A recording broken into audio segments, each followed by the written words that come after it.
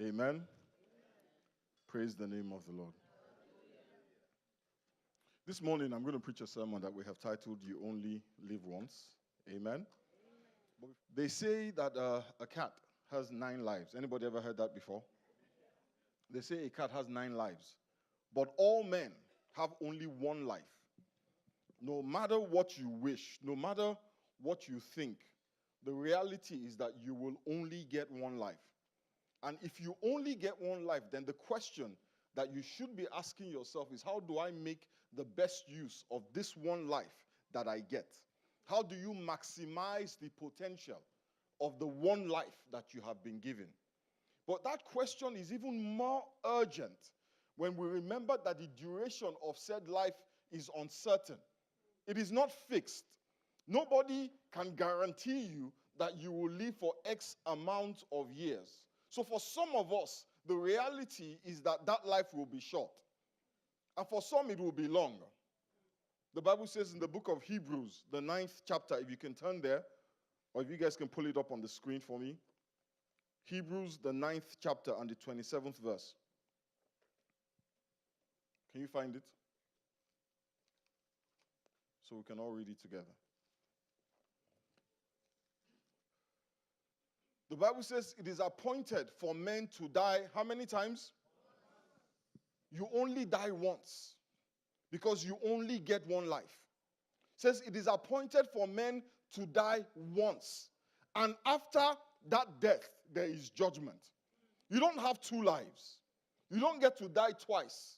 You don't get to die 3 times. You don't have 9 lives. No matter what you may wish or think, you only have one life.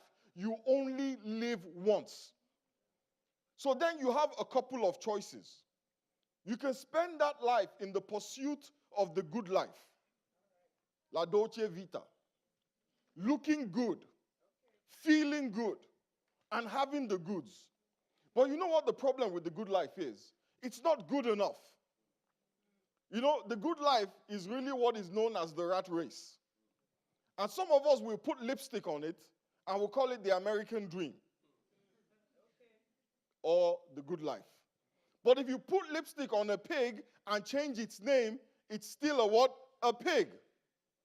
So we go through life because we're pursuing this good life, chasing more and wanting more. And at the end of the day, when we all die and stand before our Maker, you will take none of it with you. Do you know who else takes nothing with them when they die? Animals. Animals spend all their lives pursuing their own version of the good life. And when they die, what happens? They just die. That's why we call it the rat race. It is endless, and it produces nothing. You see, the problem with our pursuit of the good life is that it reduces our life to the level of life that animals live. And when God made you, He did not intend for you to live life like an animal, pursuing the things that animals pursue. God did not intend for you to live like a rat. Amen. You should not be running the rat race. Amen? Tell your neighbor you're not a rat.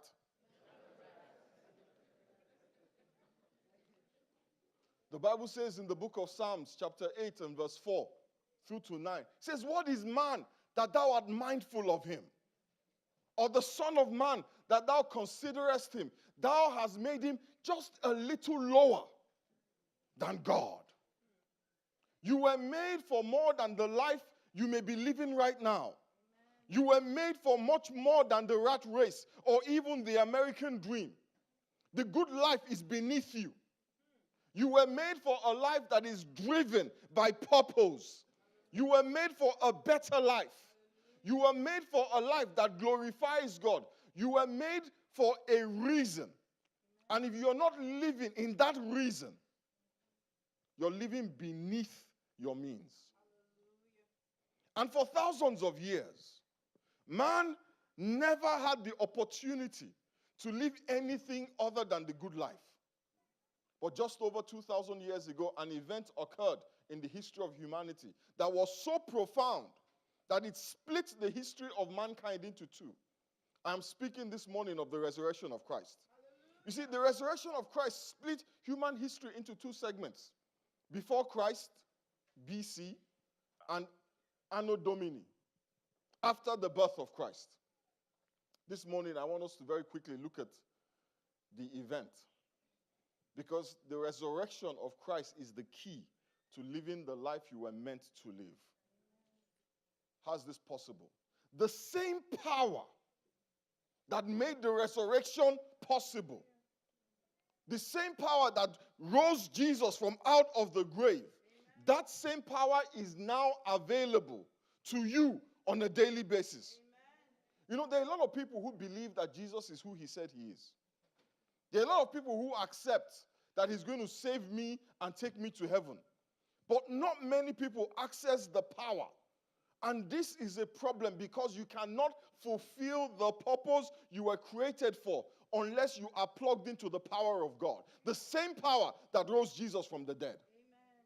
A washing machine is just a piece of junk unless it is plugged into the power. A television is just a box unless it is plugged into the power.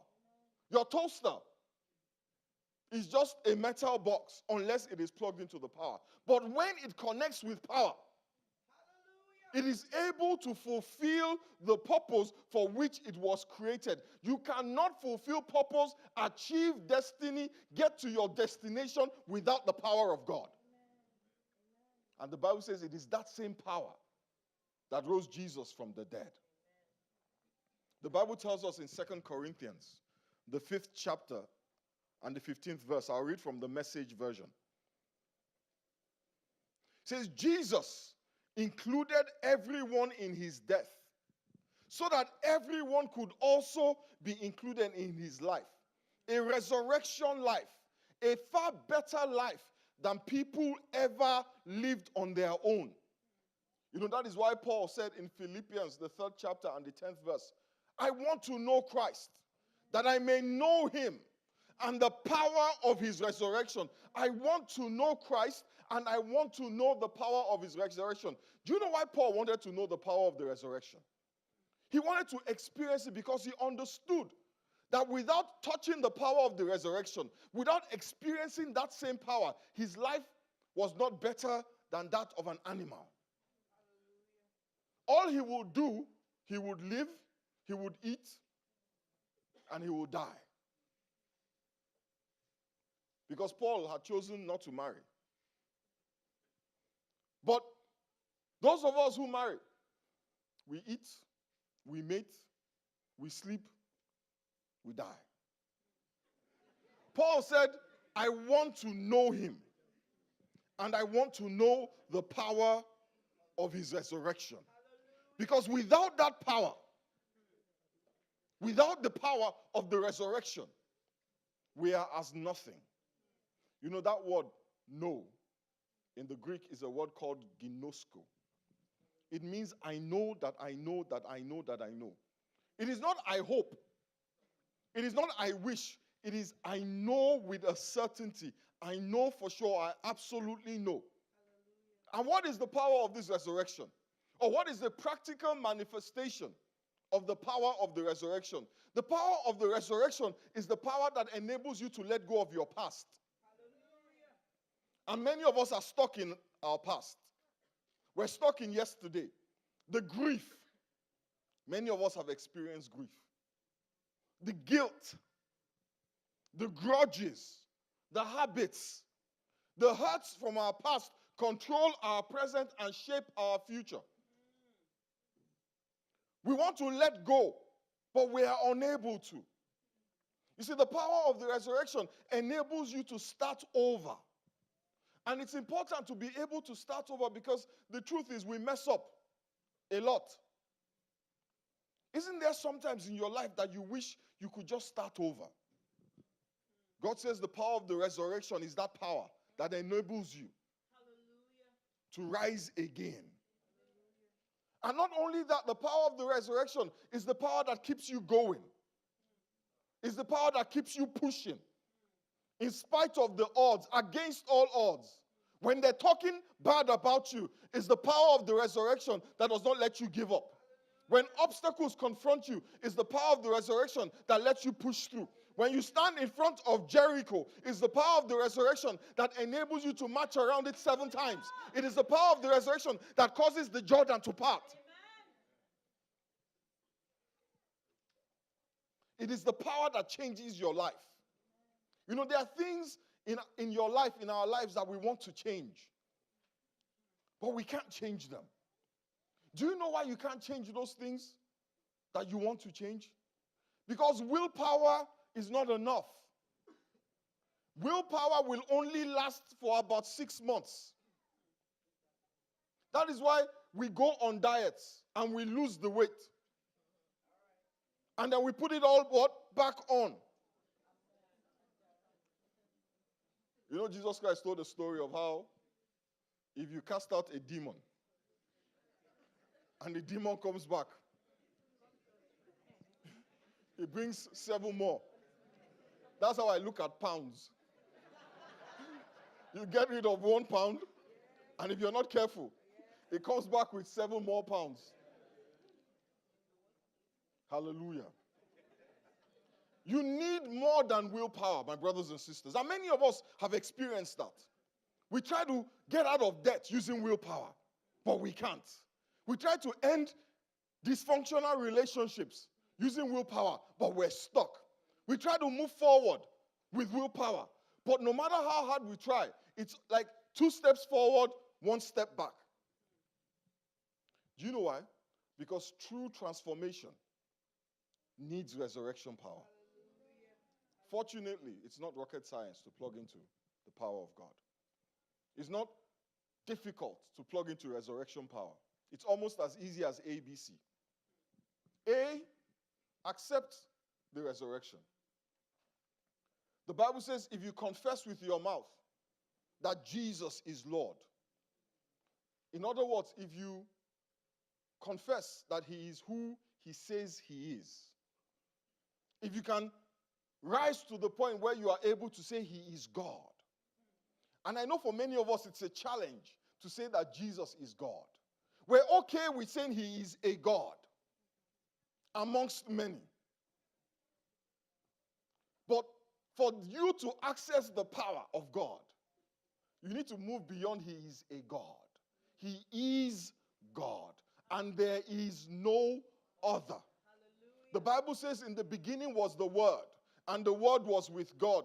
And the Word was not a God, the Word was God. And the Word was made flesh and dwelt amongst us in the form of Jesus Christ of Nazareth. It says if you confess with your mouth that Jesus is Lord, and you believe in your heart that God raised him from the dead, you will be saved. God does not lie. If you can accept what happened 2,000 years ago, that's step 1. Step 2 is believe. Believe the promise of God. Believe the promise of the resurrection. In John chapter 3 and verse 16, the Bible says, for God so loved the world that he gave his only begotten Son, that whoever believes in him, that's a promise right there, that whoever believes in him shall not perish, but have eternal life. Do you believe? Do you believe? We say it. Oh yeah, we say it. And on Easter, we say it loud. And we say it in our best. But do you believe? Because you see, what you do from tomorrow to the next Easter is the evidence of what you believe. The church on Sunday is not a representative of the real church. The church on Sunday is the facade of the real church. If you want to see the real church, look Monday to Saturday. That is when you see the real church. You find the real church in offices. You find the real church downtown. You find the real church in the hospitals. You find the real church on the wards where those nurses are doing the work, where nobody sees them. Do you believe? If you believe, we'll see it. The third thing, or C, is count on his power. The Bible says the expectations of the righteous shall not be disappointed. You know, I don't know what you're going through right now, but I can tell you this. I've lived long enough to know that life is tough. Amen? Somebody's rejecting it. It's okay. If you haven't realized it, you will soon find out. Life is tough. Life is not easy. Many of us are going through emotional challenges right now. Some of us are going through financial difficulty right now. Some of us are dealing with a health issue. A lot of us are having relationship issues. Quite a few people here don't have the job they want. We all have many, many different challenges. And that is why I pray for you as the pastor of this church, that God will intervene in your circumstances. Amen. You see, I pray for the members of this church family because I know that even though we're all smiling, even though we're all looking good, behind that smile, many times are tears. But do you know that Paul went through a problem? Paul was so depressed and so discouraged by his problems, he was suicidal. The great apostle Paul started to say, God, just kill me. Let me just die now. Just take me to heaven now. I can't make it through this. I am not going to last, but somehow he made it through. And that's how you and I will look back and say, I made it through. That somehow is not a somehow. It is the power of God that pushes you through. Amen. Let me show you how Paul did it. Turn your Bibles with me to 2 Corinthians chapter 1 and verse 8. I'll read from the Living Bible. 2 Corinthians, the first chapter and the 8th verse from the Living Bible. That's the New Living Translation. Do you guys have the Living Bible? That's the closest you have. Okay, thank you. Let's give them a round of applause. They try. I put them under pressure because sometimes I'm supposed to send in my Bible verses on Saturday, but I didn't send it in yesterday, so they're doing fine. You see, I'm humble, but it's not humble when you call yourself humble. So I'm going to go and repent when I get home. Okay, look at what Paul said. He said, I think you know about the hard time we went through in Asia. We were really crushed. Anybody ever felt like you're being crushed? He says, we were really crushed and overwhelmed. Have you ever felt overwhelmed? If you have, shout hallelujah. Hallelujah. Have you ever felt like this is too much? Come on. Am I the only person here? Why am I having to deal with A, and before I am done with A, B pops up its head, I fix B, and C is up. Meanwhile, A is not done with. It's like whack-a-mole. You hit it and it comes back up. Paul said, I'm overwhelmed. And guess what? He said, and feared that I would never live through it. Tough times. Life. He said, we felt we were doomed to die. And we saw how powerless we were to help ourselves. Then he says, but that was good. Roll up, roll up. That was good. Are you telling me that being at the bottom of the barrel, crushed, overwhelmed, fearing you're about to die through it, is that good? No, problems aren't good. Well, what was good here was that Paul realized how powerless he was to help himself. Some of us haven't realized how powerless we are. Some of us still think I got this. Why is it good to realize how powerless you are? Some of us, we will not acknowledge any weakness. Because we feel like if we acknowledge weakness, we have given up. Acknowledging weakness for some of us is defeat. Listen, there's only one condition for God's power in your life, you've got to admit that you need it. God does not give his power to arrogant people. He doesn't give his power to prideful men. Humility is a critical component to receive assistance from God. Humility is saying, you are God and I am not. You are right and I am not. You know better than I do. You have the power and I don't. You are wise and I am not. And I am powerless to change my situation. I am powerless to stop smoking. I know what the doctors say. I have seen the pictures. But I'm powerless. I'm powerless to stop. So I'm going to give it to you. And I'm going to say, God, I am powerless. Please help me.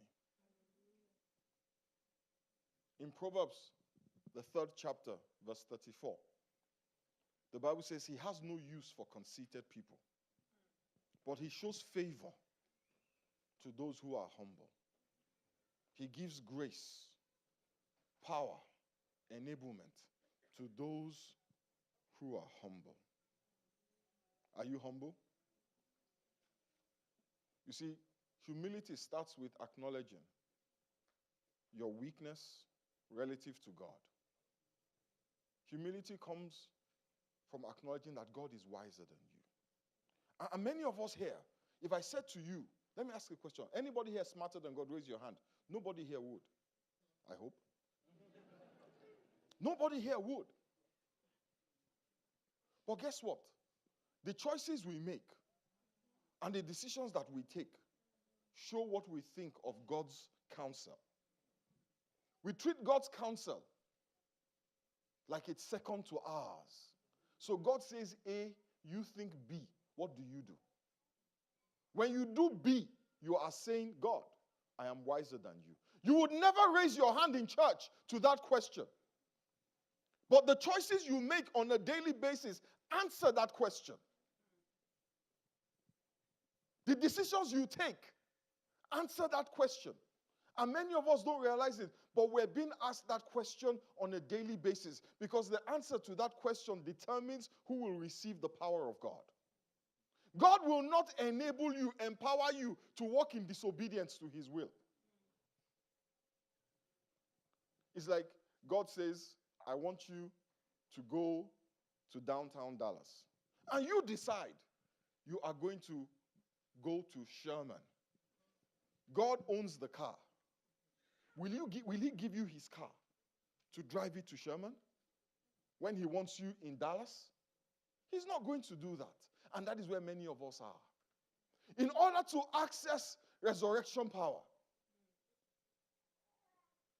you have to start with humility.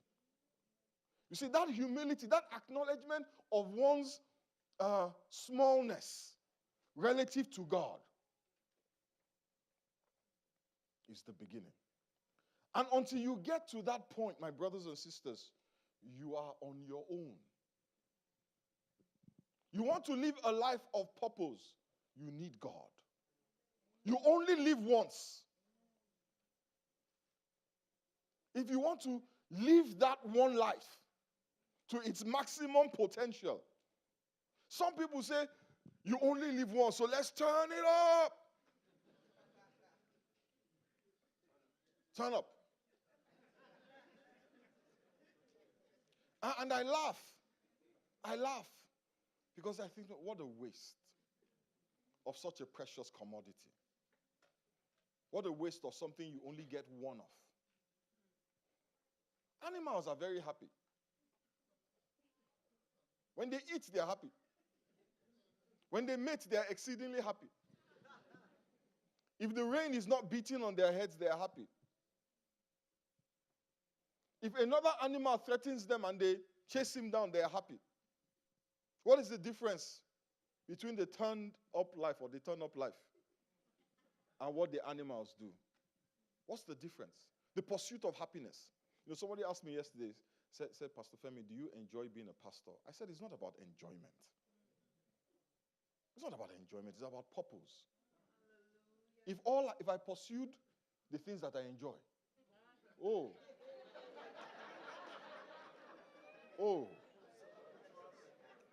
problem.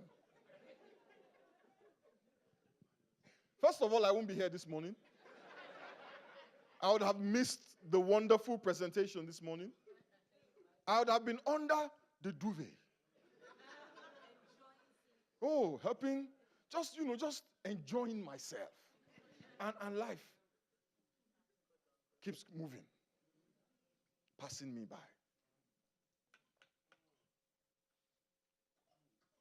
Until you get to the point where you realize that you are powerless. You're on your own.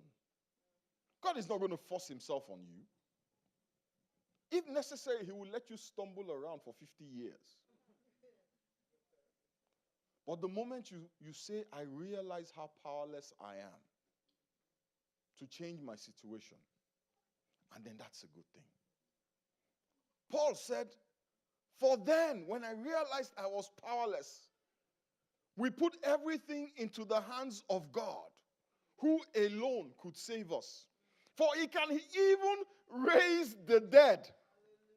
And he helped us, and he saved us, and we expect him to do it again and again and again and again. Somebody shout hallelujah. Hallelujah. God specializes in turning crucifixions into resurrections. If God can raise a dead person, he can raise a dead job. He can raise a dead career. He can raise a dead dream or a dead relationship. God can raise finances that have gone into the toilet. And that's the power of the resurrection. The power to raise that which is dead. I want us to take a moment and just bow our heads and pray.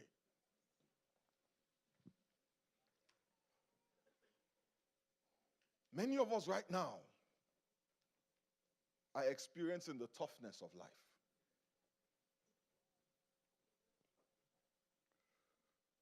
The challenges of life. But there's power waiting for you. Jesus Christ is no longer on the cross. The Bible says right now, he is seated at the right hand of God in heavenly places.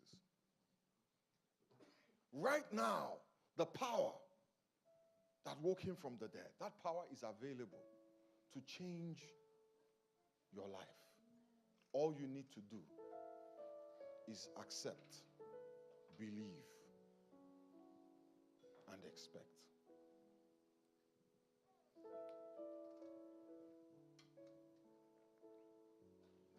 This morning, wherever it is you're seated, if you want to accept, if you want to believe, if you want to expect, just speak to the Lord and say, Father, I accept that Jesus died for me. I accept that he rose on the third day. And I believe that that power that woke him from the grave will one day wake me from the grave. I believe that that power will bring transformation to my life. That power will bring transformation into my circumstances. That the things that I do that I know I do not want to do,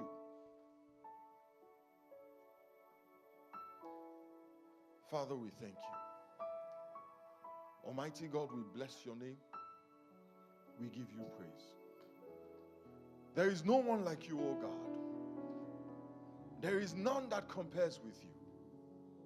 You're the Father of all spirits and the God of all flesh. All power belongs to you. Father, we pray today in the name of Jesus that you will grant to your children the power